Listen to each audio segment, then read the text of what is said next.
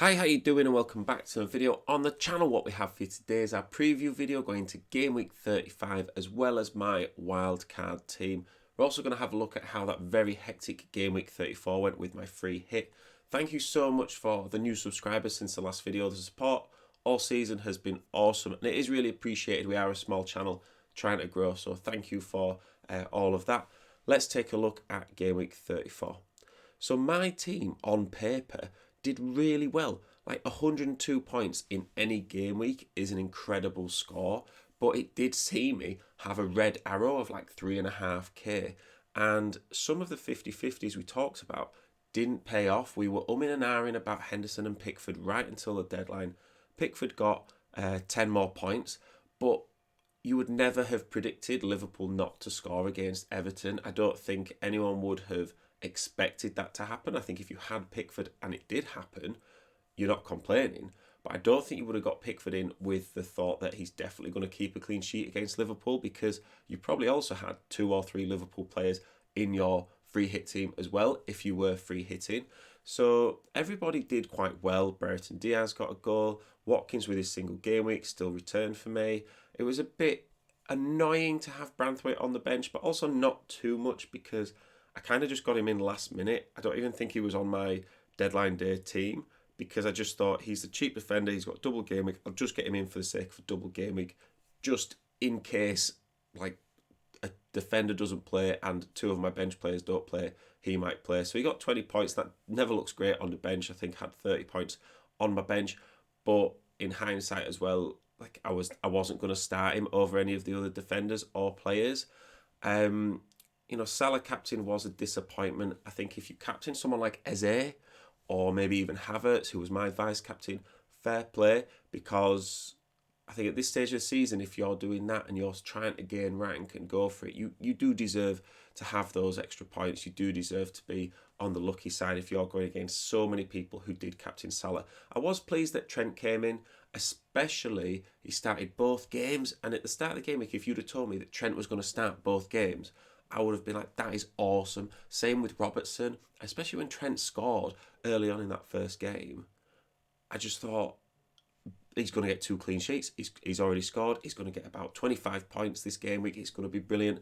Ended up with 10, which is obviously better than Robertson's 3, but I feel like it could have been so much more, and Liverpool have been that disappointment. So this is the team. I'm a bit, before the game week, I was thinking, I would love to get top 10k, but everyone around this rank would also love to get top 10k. I think if you're still in the top 30k, I think you're probably thinking top 10k, that's the aim. Everyone's got that mark. But whilst it's disappointing to have had a red arrow at this stage of the season, I think to be disappointed to be top 20k almost with 4 game weeks to go, I think that's something I need to keep in perspective, and how cool that is to have a rank so high. And I'm only hoping for top 10k because I've already had an incredible season. So that still is the challenge, but I'm definitely grateful for the rank I have. Let's take a look at the fixtures and then we'll talk about my plan to try and get back in that top 10k.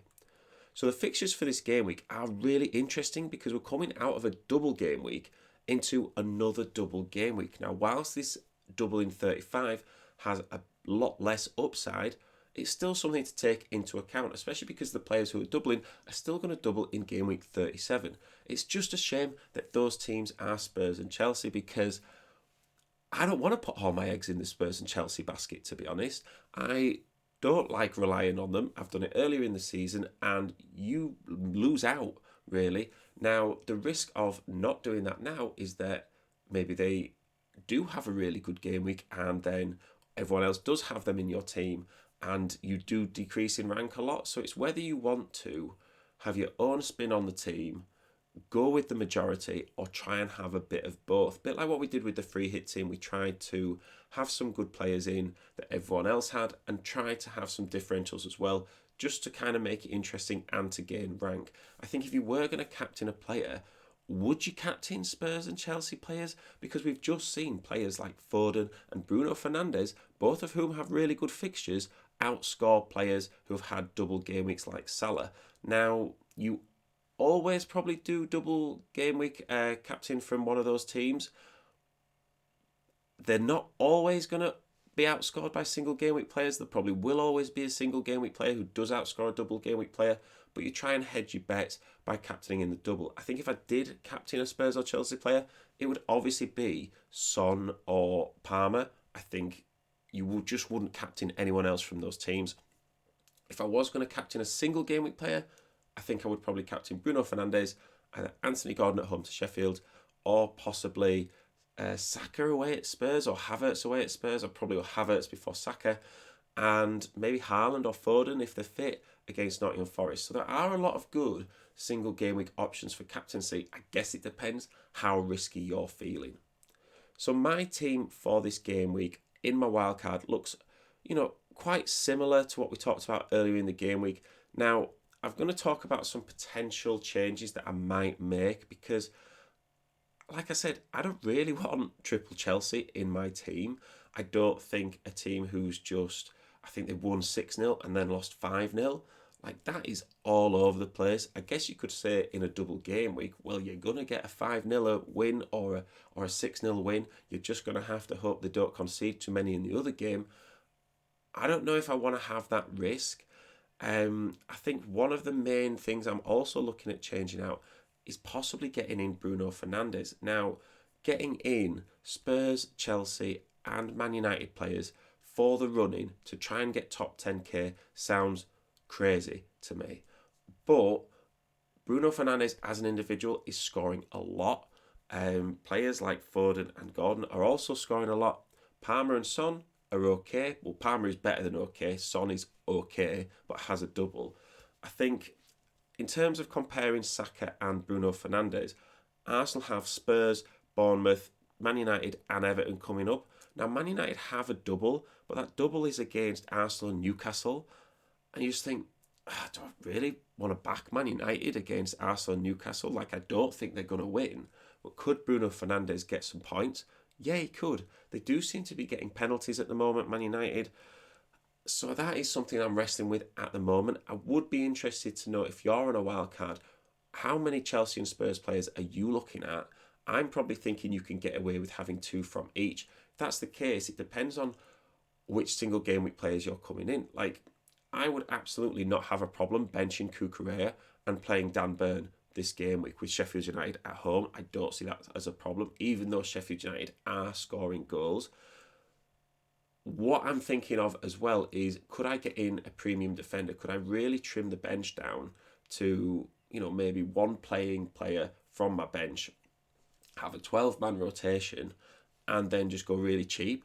The problem I would have with that is that teams rotate. Like, by the final game week, even by game week 37 with the double, positions could be decided. Man City could have won the league, or Arsenal could have won the league, and they're going to rotate. So if they're rotating, I do want players on my bench as that cover. So I am a bit wary about thinning down the bench too much, especially when I've got a player like Dan Burn who is so cheap. The main issue on the bench right now is Haaland and his injury. So if Haaland is out for the foreseeable, maybe he's out for, I don't know, maybe the rest of the season. We always struggle with Haaland news. Do I then replace him with someone else, or do I keep him there? I guess I'm just going to have to look at the options, because I wouldn't want to upgrade too much in the midfield. Bruno Fernandes is actually cheaper than Saka, so I'd be gaining, I think, 0.7 mil to spend. So there's no one else in the midfield that I think I should get them out. We're kind of going back to the midfield I had before the free hit, a couple of game weeks before, with Son and Gordon. I've also got Isak in my team, as well as Ollie Watkins. I think as strikers, they're pretty good. I think if I did take Haaland out, I would be getting in a striker with some good fixtures, and maybe even a double game week. But then I also look at that and think, well, out of the midfielders and strikers I've got in there, who would I bring out and put on the bench? Like, that is the problem with wildcarding. Like, you do leave yourself with selection headaches with a deep bench. So I think the team looks quite strong. I'm not 100% happy with a double Chelsea defence, given their last result against Arsenal. But you would like to think with a double, they're probably going to get 4 points at least, hopefully. But that remains to be seen. Is it a bit templatey as well? Let me know. Like, should I be taking more risks if I want to get to top 10k? I do need to look at how to gain rank. and have those differentials. So I'd be really interested if you see this video in time, what your thoughts are. Sorry if it's a little bit rambly. I'm kind of just working it out as well in my own head, just to sort of process my thoughts. But thank you very much for listening. Do appreciate it. Hopefully you had a good game week 34. Good luck if you are wildcard in this game week. I guess even more good luck if you're not and you're trying to keep up with everyone else and you've already used your wildcard. Let me know if you're not wildcarding, if you've already used it, and what transfers you're thinking of as well. So yeah, thank you very much for listening again. Good luck in this game week, and I will see you in the next one.